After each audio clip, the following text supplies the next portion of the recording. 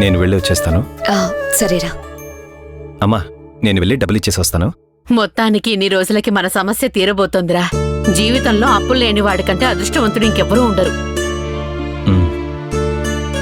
అవునమ్మా, ఉన్నది చాలక ఇంకా ఎదగాలని అప్పు చేసి మరి వ్యాపారాన్ని పెంచుకోవాలనుకున్నాం. అక్కడి నుంచి సమస్యలు మొదలయ్యాయి.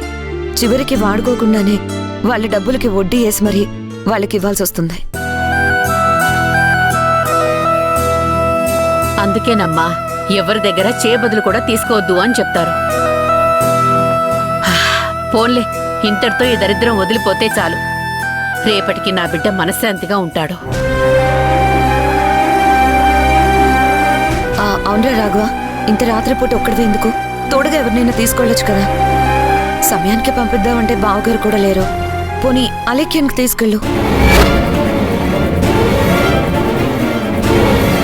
అమ్మో, ఇప్పుడు నేను కానీ వెళ్ళానంటే నాకిచ్చిన కమిషన్ డబ్బులు దాని వడ్డీ అని నా ప్రాణాలు తీసేస్తుంది. లేదులే వదినా, బావొక్కడే వెళ్ళి ఇచ్చేస్తాడులే, నేనెందుకు?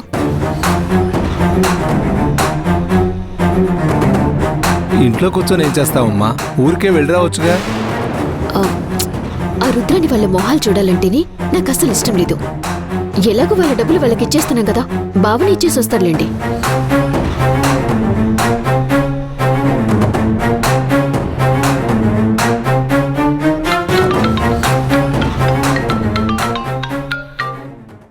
మాధవ, అక్క, సమయానికి ఫోన్ చేసావురా.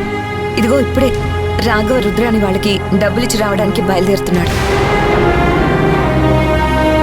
అవునా? తోడుగా ఎవరు వెళ్తున్నారక్క? ఎవరున్నారా? సమయానికి మీ బావగారు కూడా ఇంట్లో లేరు. ఇక వెళ్ళడానికి ఎవరున్నారు చెప్పు? అన్నయ్యతో కావాలంటే నేను వెళ్తాను, ఒక్కనే మాత్రం పంపించొద్దు. రే రాఘవ, నీకు తోడుగా మాధవ్ వస్తానంటున్నాడు, తీసుకెళ్తావా?